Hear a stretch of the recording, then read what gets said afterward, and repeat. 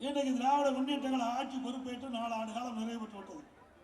ஒரு அரசு மருத்துவக் கல்லூரி மருத்துவமனை கூட அவர்களால் கொண்டு வர முடியல. ஒரு திறமையற்ற அரசாங்கம், ஒரு பொம்மை முதலமைச்சர் தமிழகத்தை ஆண்டு கொண்டிருக்கின்றார். எதற்கெடுத்தாலும் மத்திய அரசில் இருந்து எங்களுக்கு நிதி கிடைக்கவில்லை, மத்திய அரசு மருத்துவக் கல்லூரி வழங்கப்படவில்லை என்று ஒரு கருத்தை சொல்லி தன்னுடைய கடமையிலிருந்து தட்டி கழிக்கின்றார்.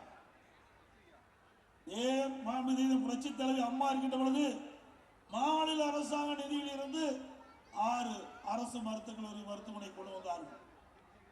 இது அதிமுக சாதனை. 26 பாலிடெக்னிக் கொண்டு வந்தோம். 4 பொறியியல் கல்லூரி, 4 வேளாண்மை கல்லூரி, 5 கால்நடை மருத்துவமனை ஆராய்ச்சி நிலையத்தை கொண்டு வந்தோம். 7 சட்ட கல்லூரி கொண்டு வந்தோம். பிஎட் கல்லூரி, ஐடி கல்லூரி இப்படி கொண்டாந்து பல கல்லூரிகளை தமிழகத்திலே திறந்து இன்றைக்கு இந்தியாவிலேயே உயர்கல்வி படிப்பதிலே முதல் மாநிலம் என்ற பெயர் பெற்ற மாநிலம் அதிமுக ஆட்சியில். 2019-20 இந்திய அளவில் உயர்கல்வி படிப்பதிலே முதல் மாநிலம்.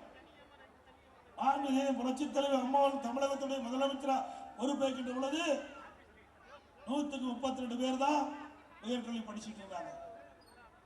அம்மா ஒரு கல்வியில புரட்சி, மறுமலர்ச்சி, கல்விக்கு அதிக நிதி ஒதுக்கீடு செய்யப்பட்டு